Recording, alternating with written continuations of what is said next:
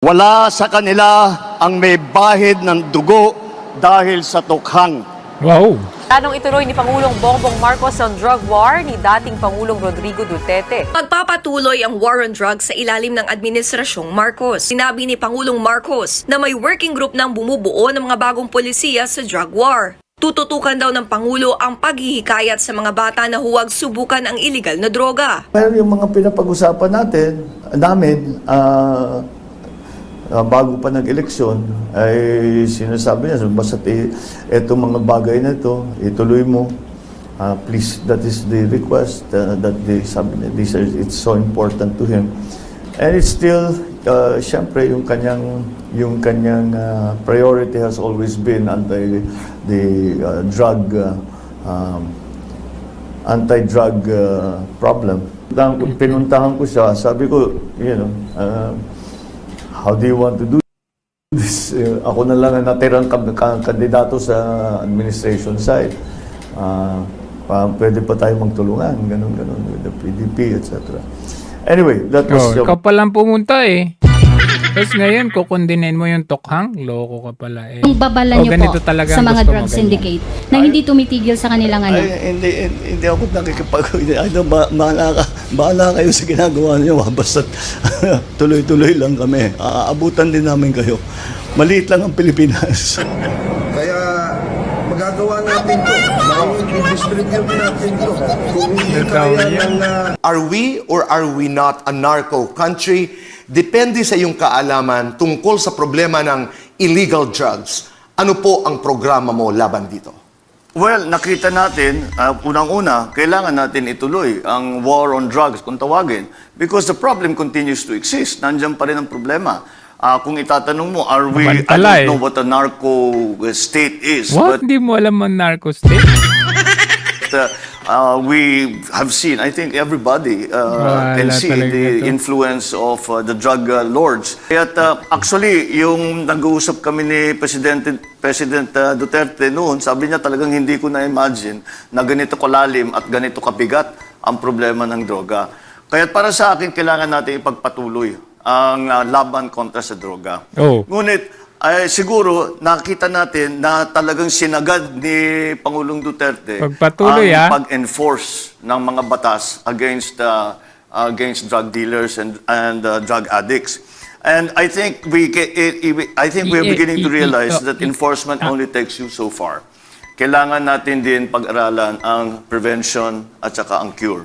Ang prevention nga doon is alam mo na, nakita mo, na-prevent na, nawala na nga sila eh. O ano pa sinabi mo? Wala sa kanila ang mga pumapalakpak sa China at natutuwa pa kapag tayo ay binobomba ng tubig. Tinatamaan ang ating mga Coast Guard, hinaharang ang ating mga mangingisda. Tapos, ito sabi mo. We must not allow diplomacy to fail. It is the only option that we have. It is a completely ludicrous assertion that going to war with China is going to be advantageous to the Philippines or even to China, for that matter. Nobody wants to go to war. China does not want to go to war. The Philippines must not go to war. The third way is by bilateral agreement. And that's what we are left with. Bilateral agreement with China. We must continue to engage China. So, if you talk about pure military capability, I think we all know that to compare the military capability of the Philippines, even if we are building up and we are modernizing our AFP, malayong-malayo talaga tayo. So, wag na nating pag-usapan yun dahil hindi talaga option yun. We must continue to engage the Chinese. And the diplomatic...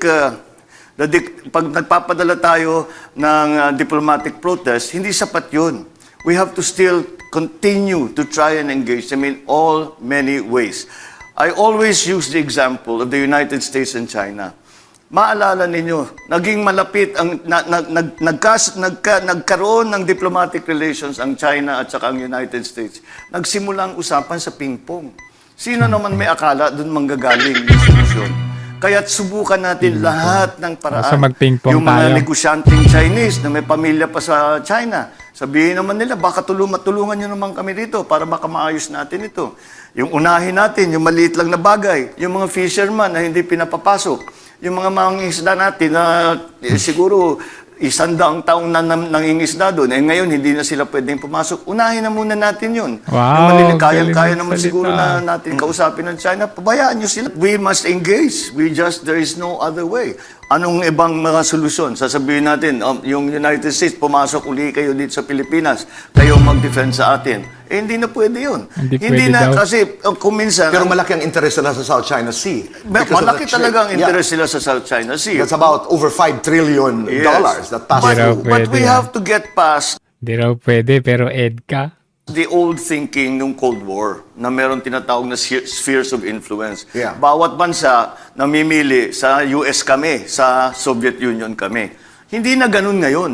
Ang iisipin lang natin, ano yung mabuti para sa Pilipinas? We continue to engage. Of course, we have a very strong traditional, institutional relationship, special relationship with the United States. Did you say you would invite the United States to get involved and help No. us? No, that is the problem is between China A few moments later, EDCA. and us. So the United States should be out. If the Americans come in, it's bound to fail. Wow. Because you're putting the two protagonists together. And we must understand. Galing mo. Dalawang superpower na Mambudol. nasa gitna tayo, lit-lit natin. Ang biro ko nga, bumahing lang na sa bayan, mawawala na tayo sa mundo. Wow. Senator, kung